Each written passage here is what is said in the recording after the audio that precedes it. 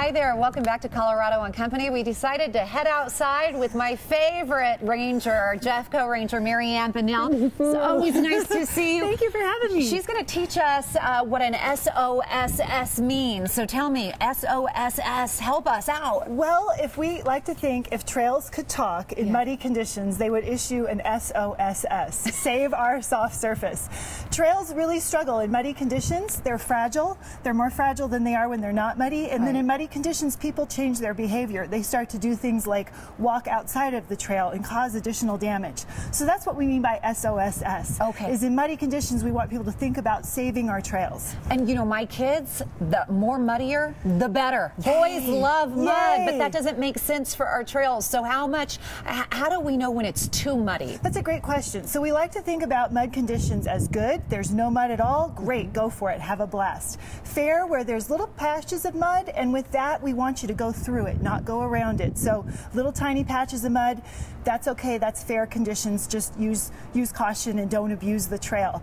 If the whole entire trail is muddy from front to back, that's probably a good day to choose somewhere else to go, because that's going to be really hard on the whole trail. So maybe do a concrete trail, or maybe do, makes sense. You know, go out on a trail that's got maybe some gravel on it or something, so it's not as fragile and not as susceptible. What happens overall when we decide to misuse a muddy trail that we should not be on? Well, that's a great question. So a couple things happen. Just in general, when you walk right through mud, that can create berms or ruts, and then water can move through that, and that can cause erosion over time. And in Colorado, we love our skinny trails. Single track is a healthy trail. So once people start to see that mud, unless you're a kid, you're going to want to go around it. You got your brand new hot pink sneaks on, and you don't want to just go right through that mud. She knows me so well. So the idea is, as people I go in the snow and the mud in my high heel boots, ones you should not be wearing right now. Those Absolutely are not trail shoes. But as people choose to kind of go around mud, then that creates damage, and that's called creeping. Or even people will create a whole separate trail, and they'll braid. So we get, instead of one nice skinny healthy trail, we can get 2 or 3 trails. And that's trail braiding? That's trail braiding, and trail creep is not a creepy trail, but it's a trail that's gotten wide because people are trying to avoid mud. And as a ranger, do you close trails when they get too muddy? You know, we don't, and here's why. Trail closures are a pretty rough measure for something that can change really fast. So if you go out early in the morning and it's nice and cold, the trail can be frozen and you won't cause any damage at all. If you go at 10 and it's all sloppy, then that's a problem. But say maybe by 3 in Colorado with a breeze and sunshine, that trail can be dry and fine.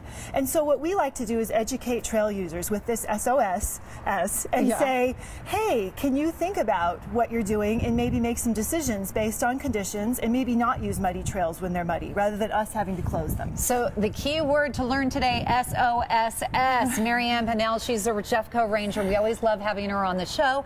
And is there a way, because you do close some trails, is there a way for us in advance to find out which trails are closed? That's a great question. So on the Jefferson County Open Space website, we have an alerts and closures area, and also you can follow the rangers. We do tweet out trail conditions as much as we can on patrol, and so we'll give you snow cover, we'll give you mud, we'll give you ice, so you can follow all of us. There's 12 of us on Twitter. What's your Twitter handle? I'm at JCOS Ranger 1. Okay, I'm going to follow you today. I'm a Twitter-holic. I love it. Okay, I love it. Great. And what can we do to help muddy trails? Well, the main thing is know before you go. So look at trail conditions. Maybe even right now with the snow and then warm cycle, that's a good cue that maybe your favorite trail may not be in the best condition for use.